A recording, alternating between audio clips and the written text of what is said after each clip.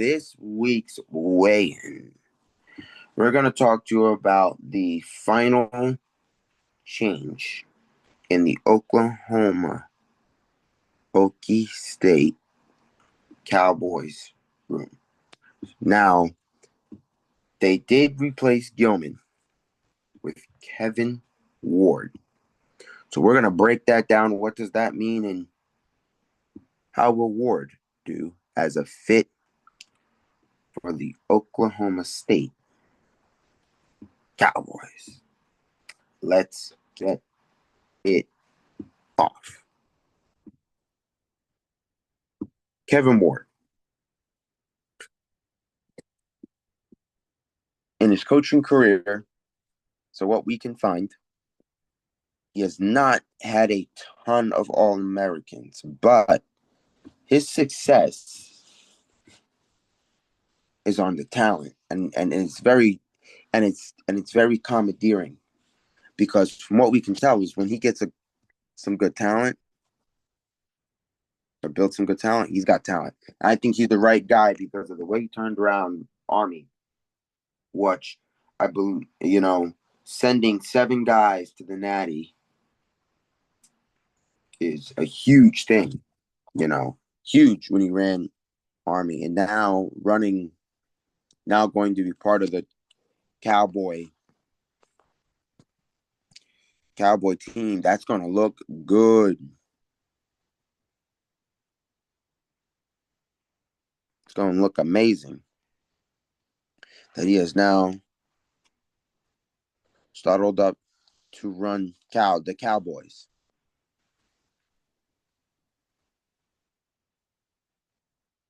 That's going to look good.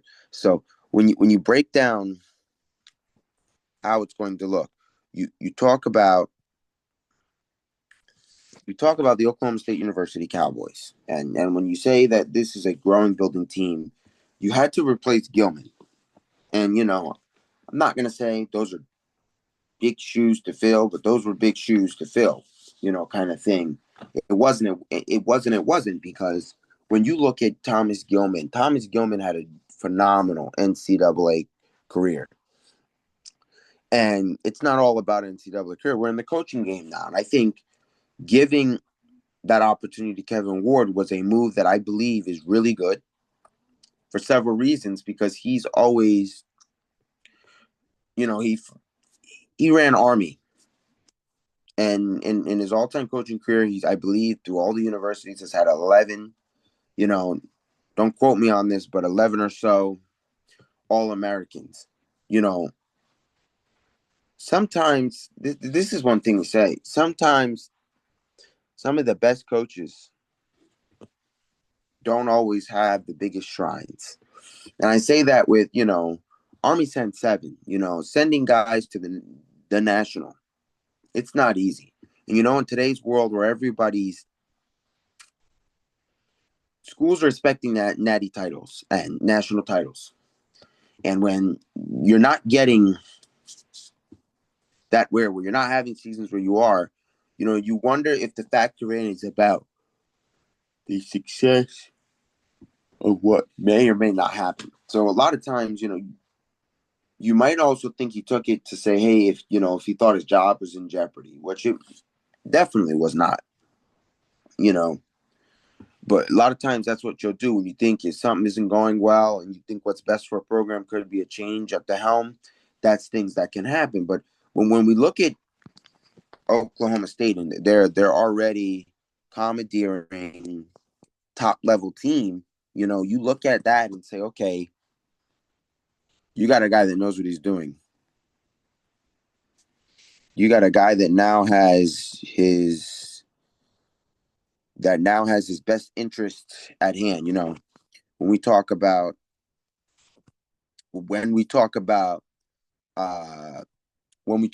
Kevin Ward,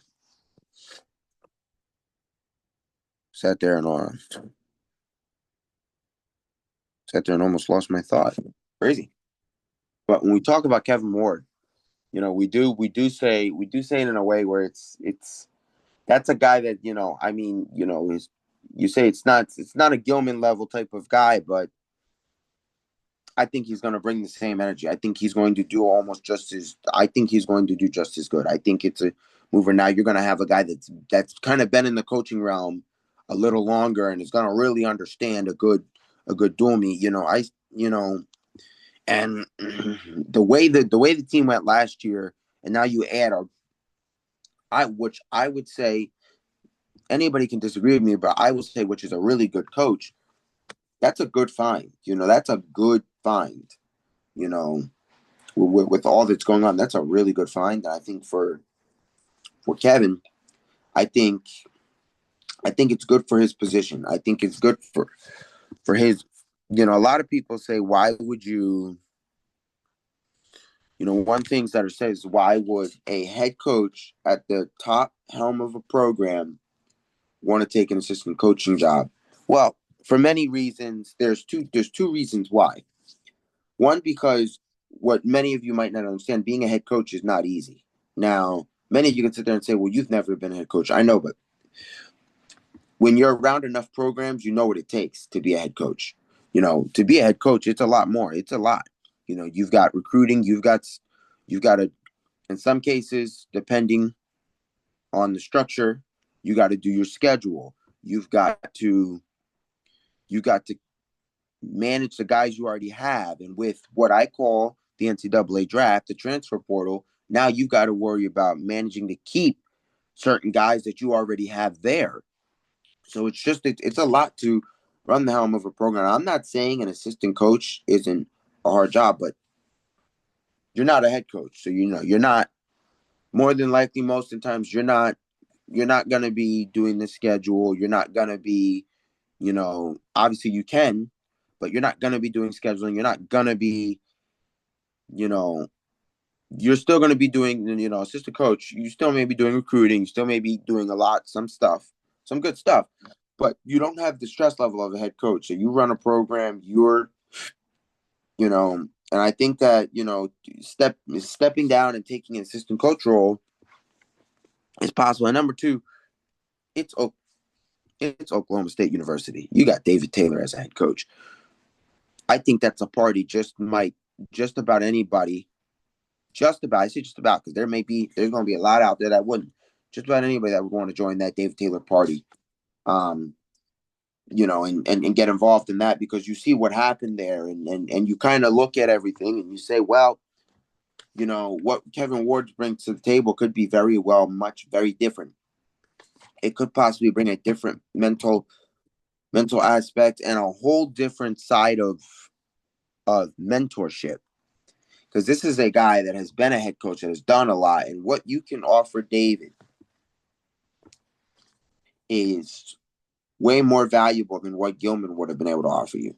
Gilman has never been a head coach at top of a helm and really figured out the not true success, but success.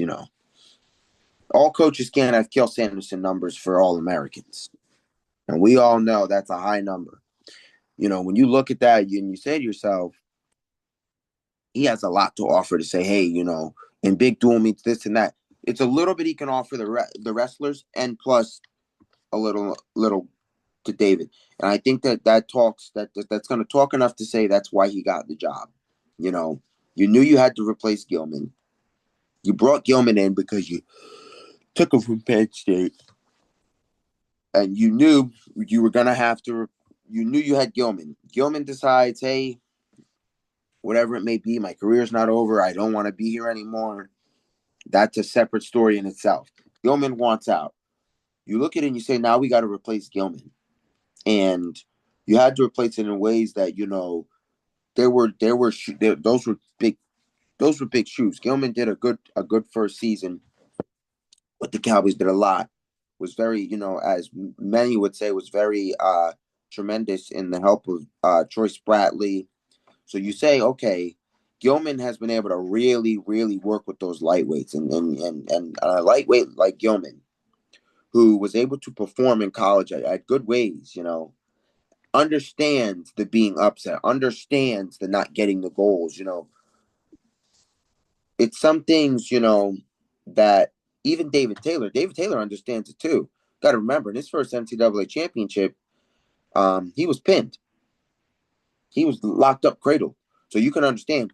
He understands, the differences there. He understands, that, and then got beat to Kyle Dake. So, he understands not, he understands it, but, it's not too many natty champs that you put up coaching level that are going to understand that. Like people say, okay, like I'll name one right now, Logan Stieber. Logan Stieber will never understand the cause of being upset.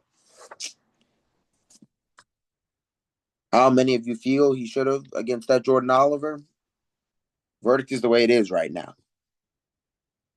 But with any of that being said, there's plenty, like Kyle Dake. When Kyle Dake becomes a coach, will he ever understand not succeeding at the NCAA level? Who's to know? But that's why you have good assistant coaches, because an assistant coach will understand, depending on who they are and what they've done. You look at stuff and how everything phase out, and you're seeing a lot of these Olympic level wrestlers, and I'm telling you, Olympic level that really wanted to get world titles, Olympic. You're seeing a lot of them take these coaching roles and programs, and that's why I say this game, and I say it as a game, this game just got a whole lot different because, once David Taylor dropped out and took a role, everybody the community, it was a lot of mixed opinions, but everybody knew something was going to build over there in Oklahoma State University for the Cowboys. Everybody, they knew something was going to be building. And then to come in your first year and get a trophy, it's going to be building. And this is, I'm not going to say this is one of the first of, I don't say he's Cael Sanderson's golden boy, but, when he was there during some good years, but I say that he was one of those, he was a Cael Sanderson, a really good Cael Sanderson boy that really, really did well at that Olympic level and world level. Not at first, but he did some pretty good stuff. You have to understand the way wrestling is now, with all these different brands, all these shoes being built, everybody coming out with something, you got to remember some of the oldest wrestlers. They'll remember when it was, the M2, David Taylor M2 with Adidas. When they came out with the socks, they had the shoes. They were selling the singlet.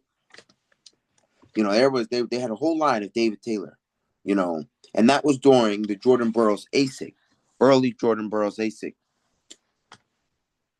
A lot of these, I'm not saying that they won't understand, but there's so many brands out there now that they truly won't understand the thoughts of, working hard all season or working hard half the season to tell your parents, I want a pair of David Taylors. I want a pair of Taylors. I want a pair of Burroughs. I saw in practice one of my coaches had the David Taylor socks and the fight shorts. I want that for Christmas. There's so many brands out there. It's just not, it's great now because now you have variety of shoes. You have variety of so much stuff. And don't get me wrong, I definitely have a variety of brands of wrestling shoes that I have, between I have basically I have only two brands, but with that being said, it's not really about what I have. That could definitely be an episode, but even then, if we talk about variety of singlets behind me, look, if we just gouge those, I definitely have a long still variety. There's a lot of brands up there. There's Compound, there's Scramble, there's World Wrestle, there's there's a bunch of others, don't really know right off the top of my head, but there's a bunch of others. I know there's Blue Chip up there, but that's what I'm saying. Like, and that's another one. People will never say long time. The Blue Chip singlets, man, the Blue Chip singlets. I have mine came from Apex Wrestling Club. I had the Iron Man blue chip. Like there were some OG like singlet maker, wrestling spirit wear makers that did a lot of sublimation, like Cradle. If a lot of people remember Cradle USA, Cradle. When I was in high school, we had Cradle. Like Cradle was a good brand. Now you got all these brands out there that say, "Hey, we're making for greatness," and the reason why all these brands are succeeding is the same reason why I say many can or can't in any which way is just the difference making between why they succeed is because there wasn't enough brands out there when it came to wrestling. It wasn't a lot of variety growing. I mean, you had Cradle, you had Blue Chip, you had Cliff Keen, but you really had three real good distributors of singlet wear and wrestling wear for dual meets and matches. And I might have missed a few companies there. You didn't have that much. I mean, you had a few that were making stuff, but you always had Nike and Under Armour for a little bit, but you know you didn't have that many. You didn't have that many companies out there, and that's why when they started to get variety, it was like, okay, this is something different, and I think it's great. But and that's like I say when you and that's why I'm going to swing this back into. That's why I say Kevin Moore was a good. Kevin Moore's going to bring variety.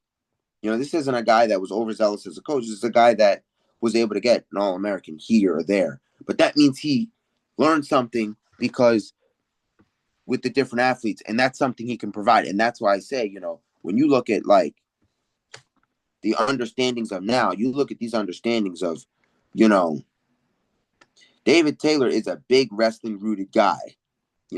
These brands now, you say, okay, I understand some of them say they're built for champions. They're no. The brands that were built for champions was that blue chip, that ASIC that the Jordan Burroughs used to wear. He built it.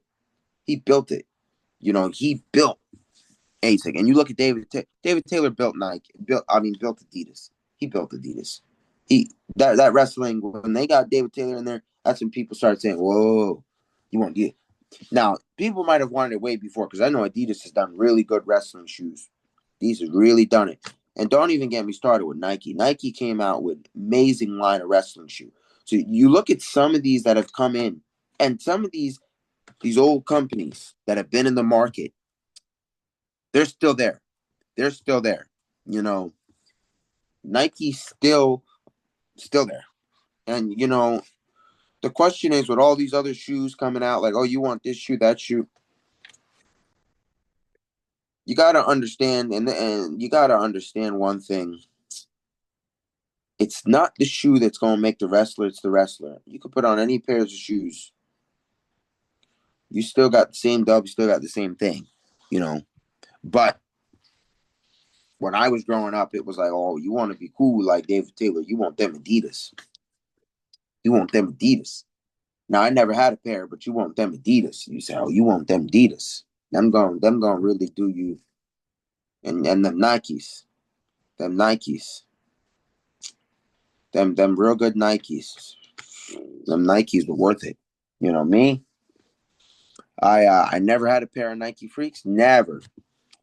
You know, that was one thing. I always wanted a pair, never had it. Never had it. Always wanted a good pair. Those Nike Freak Energies. I always wanted a pair, never had it.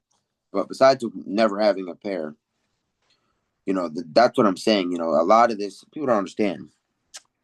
David Taylor's had a long wrestling career, and old wrestling is some of the best wrestling you can have. And that's why I'm saying you pair that with Kevin Ward. That's gonna do some. That's gonna do some phenomenal work. Phenomenal work. Phenomenal work. And I'm gonna tell you why.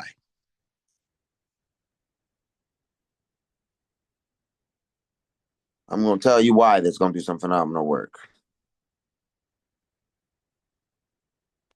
because just the sheer fold of mentorship that's going to be able to come out there, that room, just as a wrestler, they're going to learn a lot.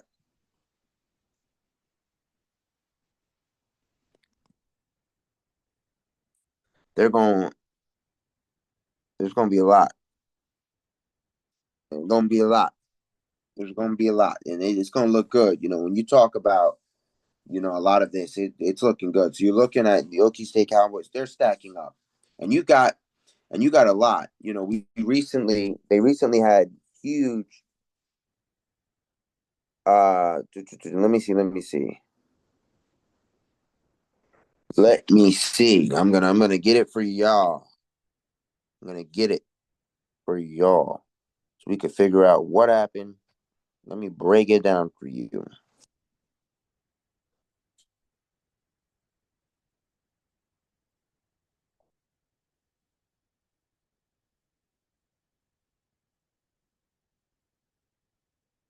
It's gonna be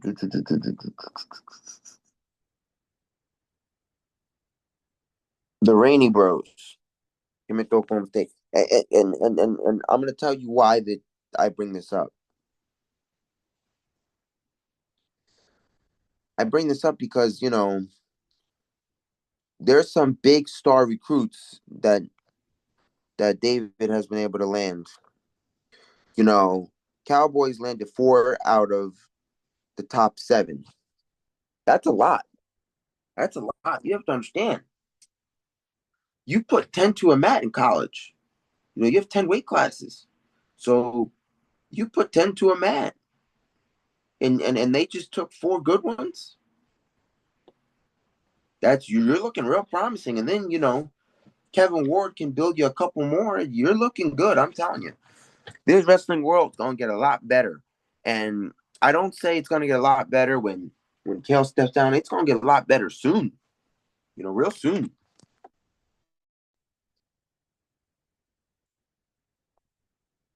It's gonna, Oklahoma State's got a good recruiting class. And don't even get me wrong. Iowa had quietly stacked up behind us too. We turned around and you look and Iowa's got all these all these guys. You got Sammy, so Iowa's been doing the same thing. I think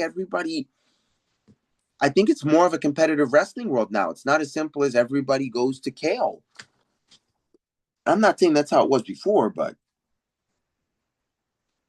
it's sharply different. You got David Taylor, now coaching, and that brings an expertise. A lot of people grew up liking David Taylor when they were younger.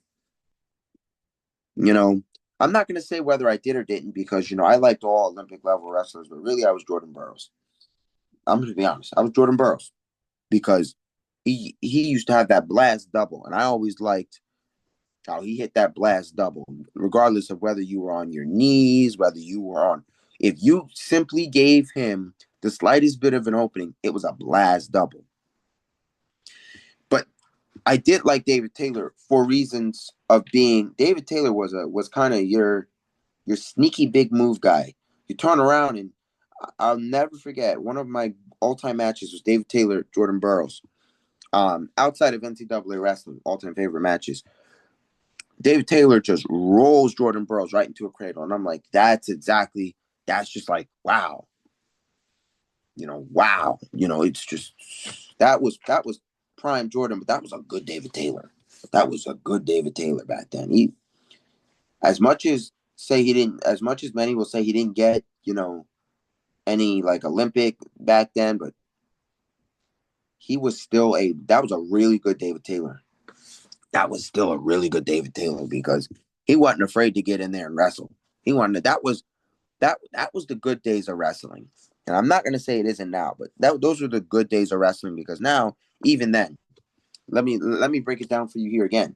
Even then, now you have all these platforms that host wrestling. Not really, because with track being bought by Flow so many years ago, kind of everything's on Flow, so it's not as bad, but even then, a lot of those typical matches would have been were on Flow. So it's great that like to see Flow still around, to survive and still see Flow with everybody trying to put matches on Rifkin and everywhere else. It's great to still see Flow Wrestling around, because as much as many may disagree with some of their decisions, I do not.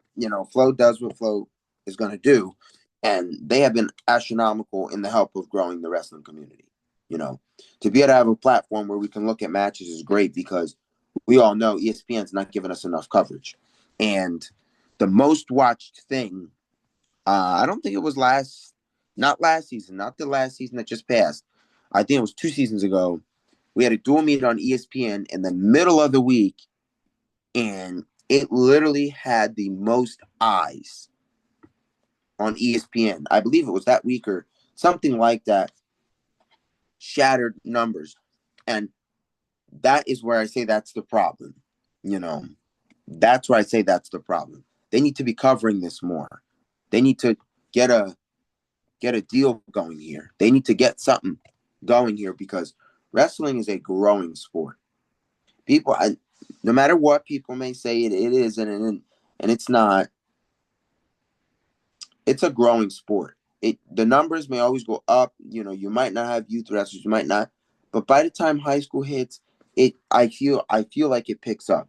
Wrestling is for people who say, ask yourselves why wrestle. It's worth it. It's worth it. It's so much core memory. Let's just talk memories. Even if you're not, a Bo Bassett or a Kyle Dake or a Jordan Burroughs, the core memories you're going to get out of wrestling. It's just, that's not something you can't get that anywhere else. You can't get that anywhere else. You can't.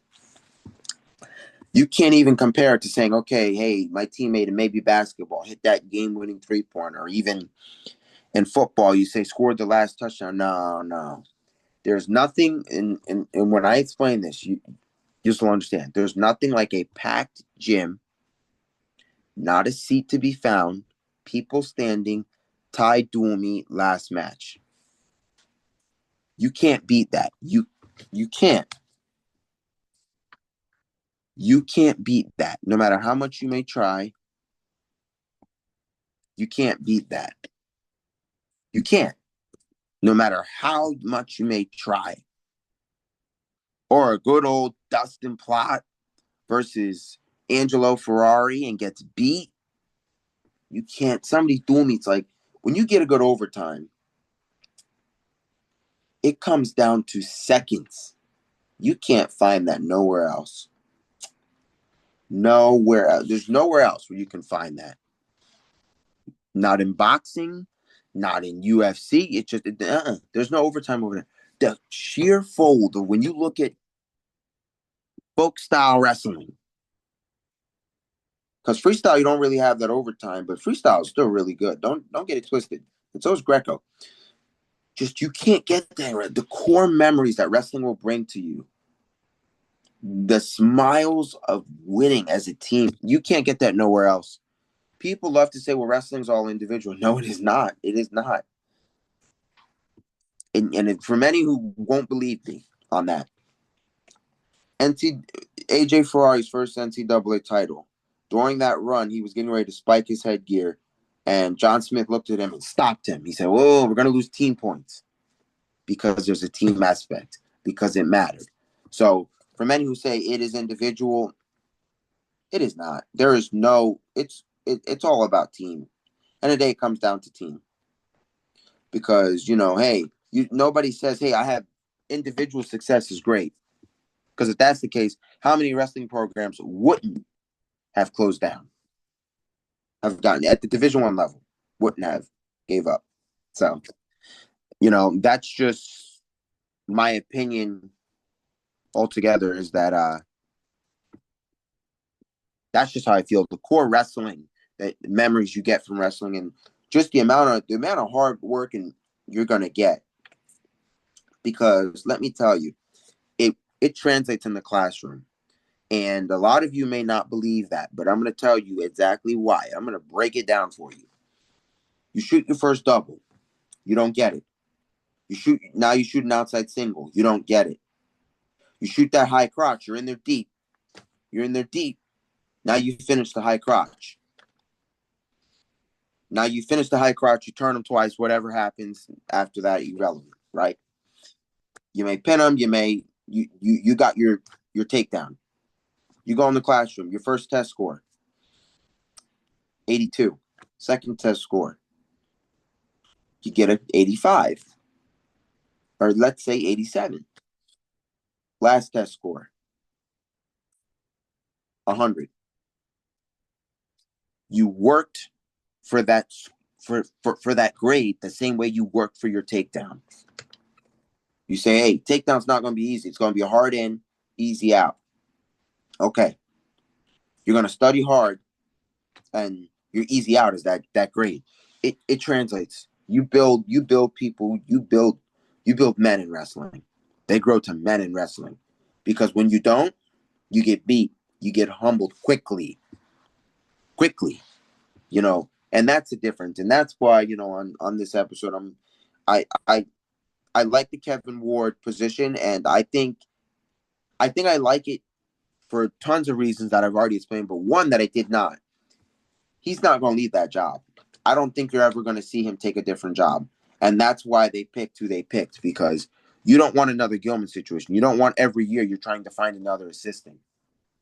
You want a guy that's going to stay and stick there. What's going to be interesting is when Kyle Dake, if he turns to take that coaching role, when Kyle Dake starts coaching, that's going to look good. That's Nakalakin is going to look good. When Kyle Dake starts coaching, when you get some of our good roots, like if we ever saw Jordan Burroughs take a high school or a college job, yep. Trust me when I say this.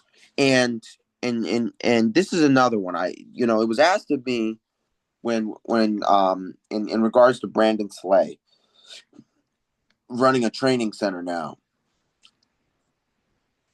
Somebody asked me, do I believe you're going to see a lot more of that coming out? Yeah. And I answered them with this. Yeah, you will. It's Foxcatcher style. So if people don't understand Foxcatcher without really go watch it, but to give you the moral story, it's a training center where, they built these really good Olympic level athletes. It wasn't a true training center. It was like almost a private training center at somebody's house. I don't know all the details, and don't quote me on half of them, but it was where they had Olympic level wrestlers, and I believe these guys made money. So, do I think that you're going to see a lot of training centers popping up that are going to build wrestling like that? Yeah, I do. I do think you're going to be able to do that, because whatever backing you have, I do think you're going to start doing a lot of that, because that's the difference. It's not going to be affiliated to a university. It's going to be just a private training center. And then, it's going to be pretty interesting. So I answered it with, yeah, I do think that you're going to start seeing a lot more of those. I do think, and it's good structure, but, amidst from that, this is this week's weigh-in. I bring to you guys another epi. As always, I try to always bring you something, continuing that streak. The other day, if we give you a little off weigh-in topic, the other day I noticed the weigh-in is posted more than I have on my personal Instagram at this point. And I'm like, well, that's very true. I tend to not post, but for today, I tend to always make sure the weigh-in is grown. So that shows to tell you I put my business first before my personal Instagram, and I will always do that. But nonetheless, with that being said, this is the Weigh-In Podcast by Ben Rochester and normally Sebastian Romero. But we will return to our regularly scheduled program at some point. So, Weigh-In out. The Weigh-In,